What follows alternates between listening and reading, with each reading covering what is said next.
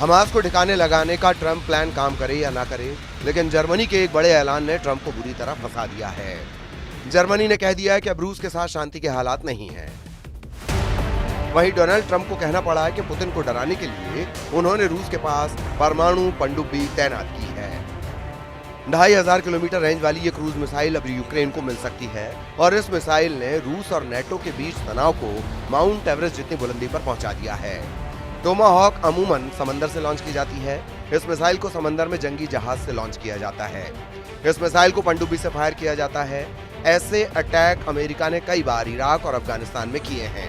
Syria और Yemen पर भी यही मिसाइल बरसाई हैं। अब इसका लैंड बेस्ड लॉन्चर, जिसे लॉन्ग रेंज फायर्स यानी LRF लॉन्चर कहा जाता है, ये ऐसा विकल्प है जिसे अमेरिका खुद अपनी सेना से हटाना चाहता है, लेकिन यही विकल्प अब यूक्रेन के युद्ध को तेज करने का नया ईंधन बन सकता है। अमेरिका के उपराष्ट्रपति JD वैंस ने कहा है कि ज़ेलेंस्की की टोमाहॉक वाली डिमांड पूरी करने पर बात चल रही है। अगर ऐसा होता है तो समझ लीजिए कि यूक्रेन और रूस के युद्ध में ऐसे शोले भड़केंगे कि फिर ये जंग किसी भी वक्त वर्ल्ड वॉर में तब्दील हो सकती है।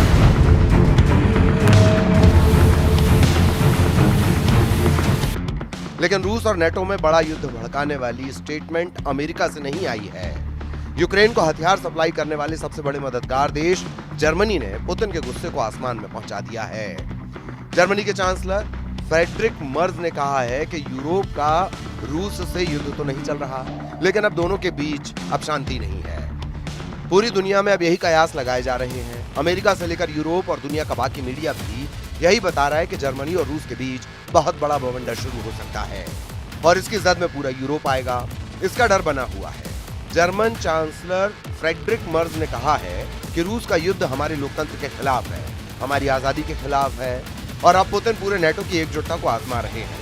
साफ है, मर्ज बता रहे हैं कि नेटो और रूस के बीच युद्ध के हालात बन रहे हैं। जर्मनी का हैम्बर्ग फ्रीगेट डेनमार्क पहुंच गया है। डेनमार्क में यूरोपीय संघ की शिखर वार्ता के दौरान बड़ा खतरा रूस बन गया।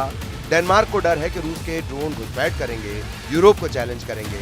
डेनमार्क को पहले ही ड्रोन घुसपैठ की वजह से अपने हवाई अड्डे बंद करने पड़े। यही वजह है कि 5800 टन का ये फ्रीगेट, जो SM-2 मिसाइल डिफेंस और हार्पून एंटी शिप मिसाइल से लैस है, उसे जर्मनी ने डेनमार्क की राजधानी कोपेनहेगन के बंदरगाह पर पहुंचा दिया है।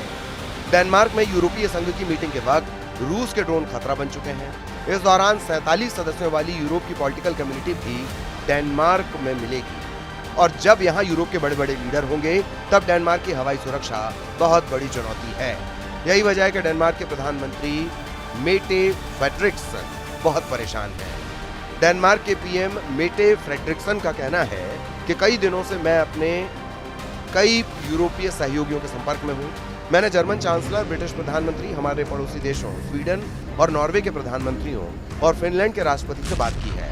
मैं नेटो महासचिव से भी लगातार बातचीत कर रही हूँ। अब हम नेटो सहयोगियों से इस मुद्दे पर लगातार बातचीत कर रहे हैं कि वो डेनमार्क की कैसे मदद कर सकते हैं ताकि हम अपने हवाई क्षेत्र की बेहतर हिफाजत कर सकें।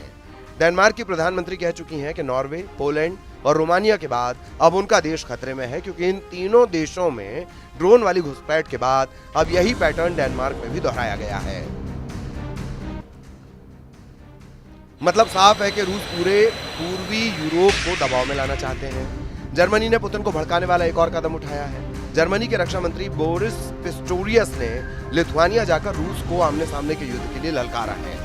जर्मन रक्षा मंत्री ने कहा कि बाल्टिक देशों को बचाने के लिए उनका देश तैयार है और जर्मनी इस इलाके में रूस को मुंहतोड़ जवाब देगा। इसके लिए लिथुआनिया में 2026 तक जर्मनी के 2000 सैनिक तैनात रहेंगे। जर्मनी ऐलान कर रहा है कि पुतिन से रिश्ते अब युद्ध नहीं, लेकिन युद्ध से कम वाले भी नहीं है। वहीं ट्रंप का टोमाहॉक वाला दांव पुतिन के गुस्से का इम्तिहान लेना चाहता है। सवाल है कि क्या डोनाल्ड ट्रंप और उनकी वॉर टीम किसके खिलाफ सबसे बड़े युद्ध की तैयारी कर रही है, क्योंकि दुनिया में कई वॉर जोन एक्टिव हैं और डोनाल्ड ट्रंप को महसूस हो रहा है कि अब उन्हें वॉर जोन में उतरना ही होगा। क्या ट्रंप रूस के खिलाफ युद्ध लड़ेंगे? क्या ईरान के खिलाफ सेना उतारेंगे? क्या यमन के टुकड़े कर देगा अमेरिका?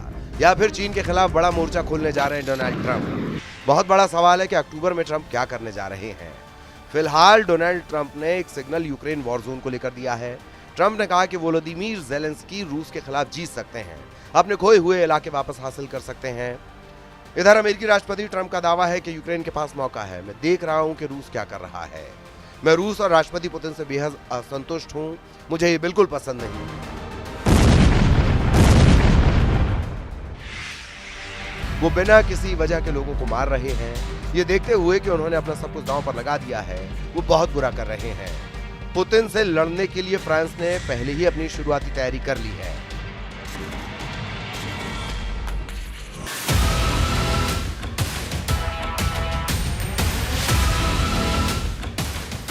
फ्रांस का सबसे खतरनाक जेट राफाल लगातार पोलैंड के आसमान में गश्त लगा रहा है। युद्ध का माहौल अंगड़ाई ले रहा है। ये फ्रांस का राफाल जेट है जिन्हें भेजने वाले इमैनुअल मैक्रों हैं। अब पुतिन से टक्कर लेने के लिए मैक्रों पूरी तरह सामने आ गए हैं। फ्रांस दावा कर रहा है कि नेटो को वो रूस से बचाएगा। फ्रांस ने रूस को यूक्रेन के बॉर्डर पर रोकने के लिए अपने सबसे खतरनाक फाइटर जेट राफेल को पोलैंड में तैनात कर दिया है। राफेल बख्शेगा नहीं, इसकी गारंटी राफेल पर लगी मिसाइल दे रही है। राफेल के विंग टिप पर लगी माइका मिसाइल, ये एयर टू एयर मिसाइल है जो दुश्मन के विमान को 80 किलोमीटर की रेंज में मार सकती है। जब दूसरा राफेल पलटता है तो उसकी विंग्स के नीचे नजर आती है मैजिक सुपर 530 मिसाइल। इसकी रेंज है 40 किलोमीटर, यानी लंबी और छोटी दूरी। मैजिक सुपर 530 और माइका हर तरह के खतरों के लिए राफेल पूरी तरह से तैयार है और उसके सामने इस वक्त चुनौती है पुतिन के विमानों और रूस से लॉन्च होने वाले ड्रोन को रोकना। ये बात मैक्रो भी जानते हैं और इस बात से डोनाल्ड ट्रंप भी बहुत अच्छी तरह वाकिफ हैं कि एक बार पुतिन ने यूक्रेन के बाद नेटो की तरफ कदम बढ़ाया तो पहला हमला बाल्टिक देशों या फिर उनके दक्षिण में पोलैंड पर होने का खतरा है और फिर आगे की राह पुतिन खुद तैयार कर लेंगे। पुतिन की तैयारी चौतरफा नजर आ रही है। वो युद्धाभ्यास करके समंदर से ज़िरकॉन हाइपरसोनिक मिसाइल भी फायर कर रहे हैं। उनके सुखोई 34 सुपरसोनिक बॉम्बर भी तैयार कर दिए गए हैं। रूस और बेलारूस अपनी सेनाओं के बीच तालमेल बढ़ाने के लिए किसी भी हद तक जाने को तैयार है। पोलैंड इस तैयारी का सबसे बड़ा नुकसान उठा सकता है। इसकी आशंका पूरे नेटो को है। पुतिन की सेना ने 3.5 साल के युद्ध में सबसे खतरनाक अटैक की तैयारी शुरू कर दी है। रूस इस बार यूक्रेन पर नहीं बल्कि नेटो पर सबसे बड़े हमले के लिए खुद को आजमा रहा है, क्योंकि अमेरिका और नेटो ने भी रूस को दबाने में कोई कसर बाकी नहीं रखी है। जेडी वेंस ने जब यूक्रेन के लिए टोमाहॉक का नाम लिया, पुतिन का मूड बिगड़ गया है। ज़ेलेंस्की ने जब से अमेरिका से टोमाहॉक मांगी है, पुतिन यूक्रेन को लगातार बड़ी सजा देना चाहते हैं। टोमाहॉक के ऐसे वीडियो यूक्रेन का हौसला बढ़ा सकते हैं, लेकिन वो ये भी जानता है कि पुतिन का गुस्सा अब रिकॉर्ड तोड़ रहा है।